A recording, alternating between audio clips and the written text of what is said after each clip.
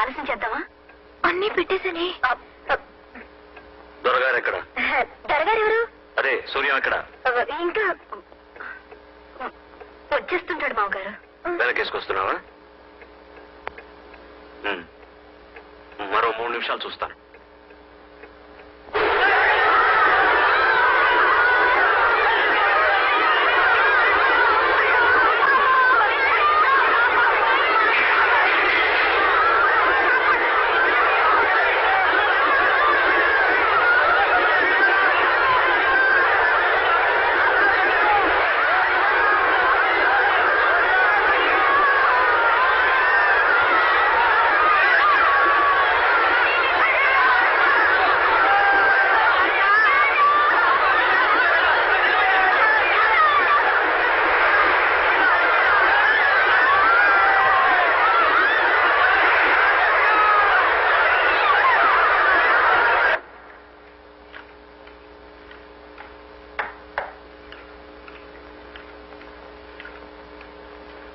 నాన్నగారు, కచేరీ బాగా జరిగిందా?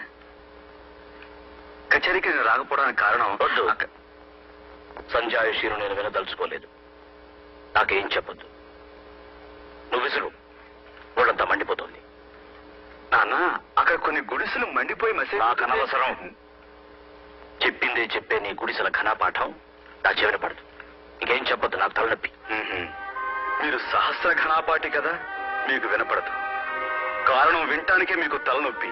కారణం చెప్పకపోతే నాకు తలే పగిలిపోతుంది. వినేవాడు వింటే చాలు. వదినా, నీకైనా వినపడుతున్నా లేదా? ఇన్ని సంవత్సరాలుగా ఒక్కసారి తప్పకుండా నేను కచేరీకి వెళ్తున్నానా లేదా?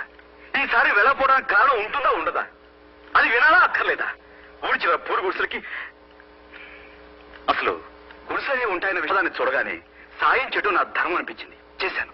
తప్ప కళ్ళ ముందు కాలిపోతున్న జీవితాలను చూస్తూ పాడపాడేందుకు మనసులా వస్తుంది వదినా. 10 మంది మనుషులు హర్షించే పని చేస్తే ఆ దేవుడు కూడా హర్షిస్తారంటారే, మరి ఈయన నువ్వు చెప్పొదినా, అసలు నేను చేసిన తప్పేమిటి? సరే, తప్పైనా ఒప్పైనా జరిగిందేదో జరిగిపోయింది. భోజనాలు పెడతాను, రండి కూర్చోండి. మామగారు మీరు రండి. వద్దమ్మా వద్దు. వాడు చేసిందే ధర్మమని వాడికి అంత గట్టిగా అనిపిస్తే మనిషి కర్మానికి వృత్తి ధర్మానికి తేడా తెలియకుండా వాడిని పెంచిన పాపానికి జరిగిన దైవధిక్కారానికి నేను 2 రోజులు ఉపవాసం ఉంటాను. 2 రోజులు ఎందుకో తెలుసా? వాడికి నాకు చేర్చి. ఈ రోజు జరిగింది సామాన్యమైన కచేరీ కాదమ్మా, రామాలయంలో కచేరీ.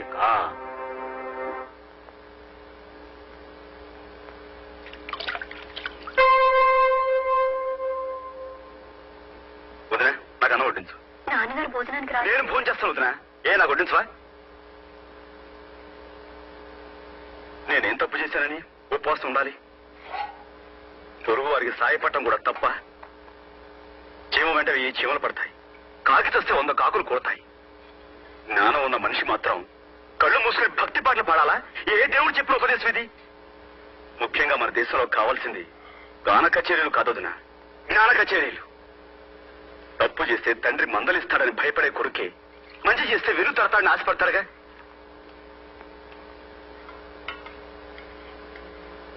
కానీ నా విషయంలో నాన్న నేను తింటాను వదినా, కడుపు నిండా తింటాను. నేనెందుకు మానేయాలి భోజనం?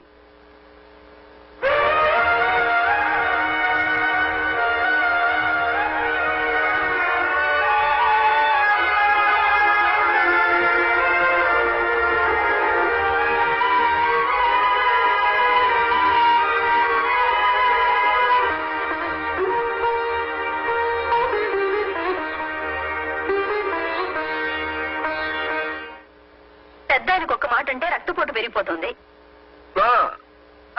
స్నానం అయిందా?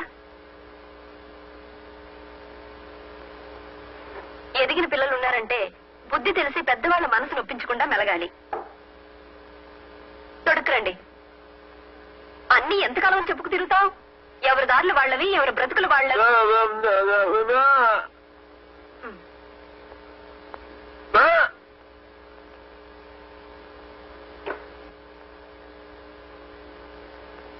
పంచి కావాలా? అతని సంగతి మీరు కూడా పట్టించుకోకుండా ఇలా కుదమరాయిలా నించుంటారేమిటండి?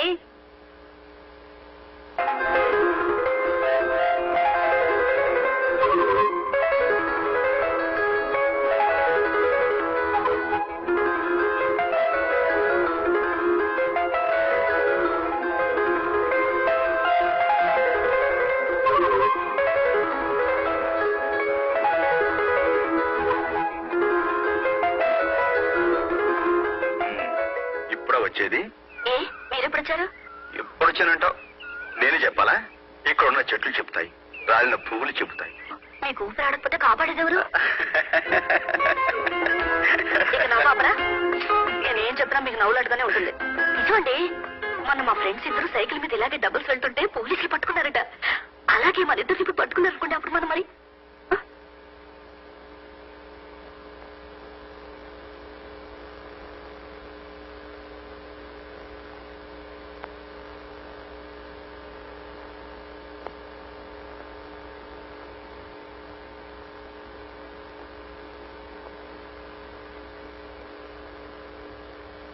నాన్నగారు, ఈ అమ్మాయి లలితని.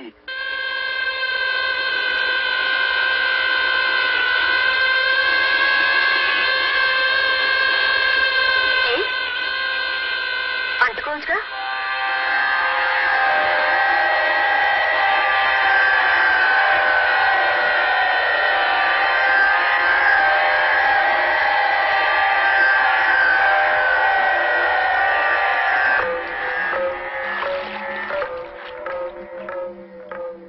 ఎలాంటి ఇల్లుది చూడు గాయత్రి. పూజ గదిలో మీ అత్తయ్యకి ఒక చోటు ఇవ్వకపోయినా ఈ నట్టింట్లో ఈ ఉయ్యాలనే పూజ సింహాసనం చేసి ప్రతిరోజు ఆరాధిస్తున్నా. ఒక వరలక్ష్మి వ్రతం రోజు సాక్షాత్తు లక్ష్మీదేవిలా అలంకరించుకుని పూజ కార్యక్రమం ముగించి నా కాళ్లకు నమస్కరించి ఉపవాసం అలసటలో ఉయ్యాల్లో విశ్రమించింది నా భావాన్ని. పోగుతున్న ఉయ్యాల ఆగిపోయింది, నా భవానీ శ్వాస కూడా ఆగిపోయింది. ఆమె ఆదర్శాల మేరకు నేను నా ధర్మానికి కట్టుబడి అగ్నిహోత్రుడిలా బతుకుతున్నాను. అలాంటి ఈ ఇంట లక్ష్మి నడయాడిన ఈ నట్టింట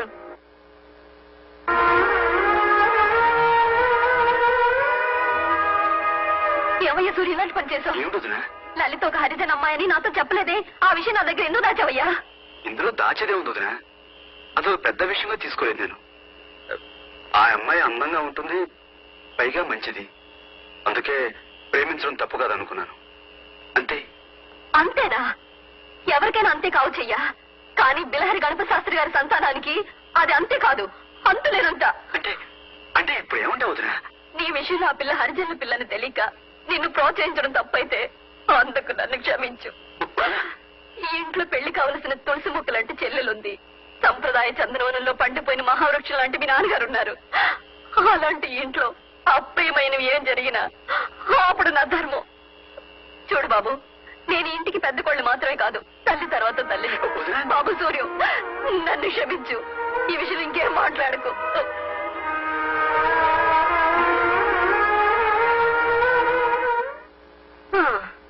కొడుకు లేని లోటు మీ వల్ల నాకు తీరిపోయింది. ఇది తిరగండి. మూగబాయి కదా అని మృదంగం నేర్చుకోమని మీ నాన్నగారు పంపిస్తే అత్తెరని ఆ మూగ నోటితో నాదస్వరం నేర్చుకొచ్చి నిలబడ్డారు.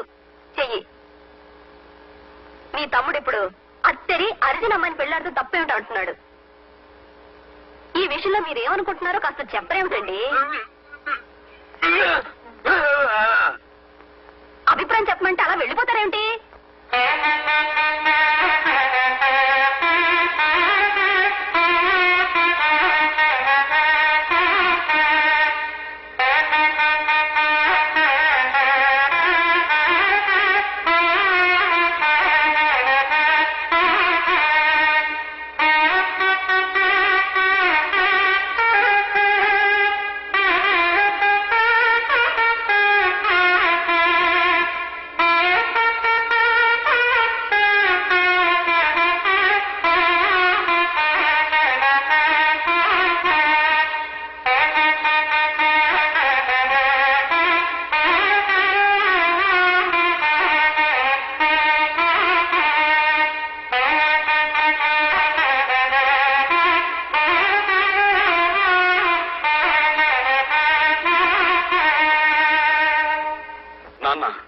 సూర్య నమస్కారం చేస్తున్న నోటితోనే సూర్యాన్ని దుమ్మెత్తిపోయకండి.